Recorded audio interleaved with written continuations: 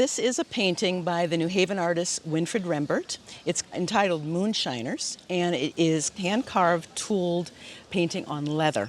Back in 2001, I was an executive producer of a news magazine show at the PBS affiliate in Connecticut, and one of our great producers on the show said, I learned of this New Haven artist who paints on leather.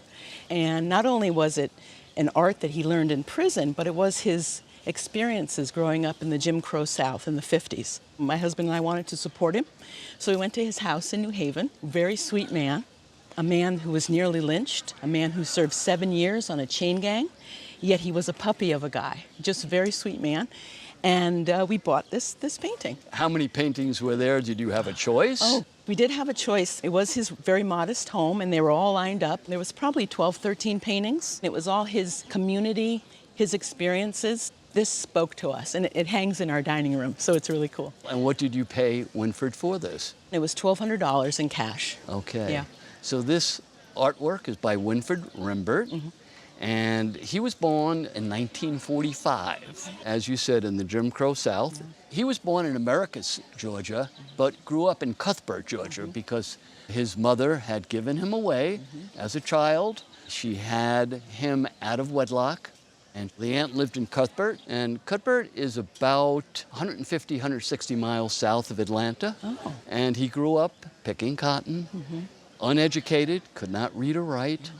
And around the age of 19, he joined the Civil Rights Movement. Okay. Mm-hmm. And there was one day at a Civil Rights March in Cuthbert, he was chased by a group of white men, stole the car, was immediately captured, put in prison for a year with no trial. And at some point during that year, he was able to overcome a deputy sheriff, stole his gun, escaped, and was quickly captured.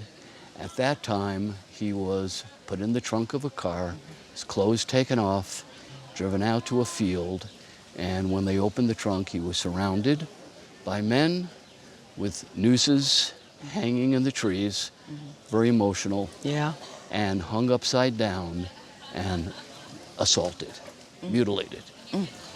And he doesn't know how or why they stopped, but they did. And he was taken to prison, and he spent the next 7 years in various prisons, and as you said, on the chain gang in Georgia.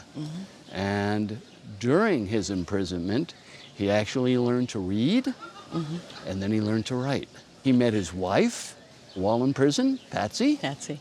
He was released from prison, made his way up north, and settled in Bridgeport and then in New Haven.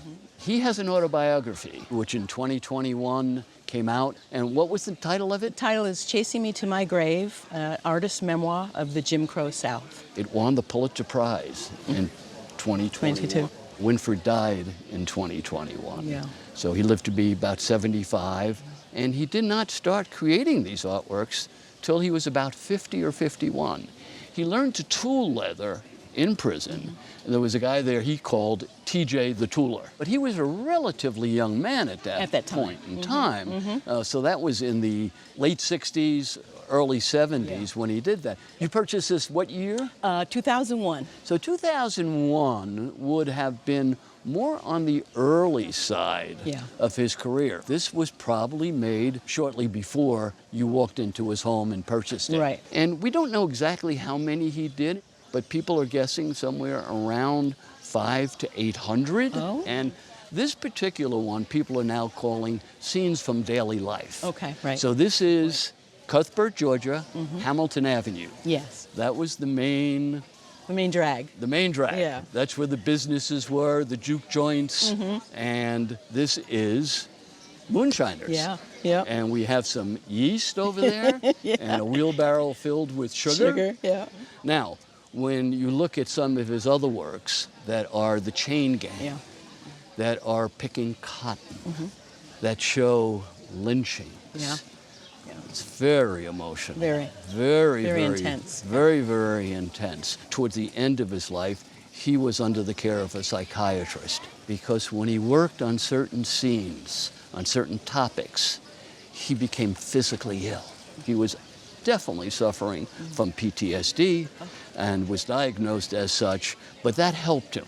Sure. And in his autobiography, he thanked the doctors that helped him, which allowed him to continue to work Sure. on those subjects, Sure. which are some of his most powerful artworks. And when we met him, he was such a warm man. You would think with that kind of experiences, he'd be spitting nails. I met him twice. Oh, you did? The second time I met him, he was at a function honoring someone that had helped him in Oh. his journey.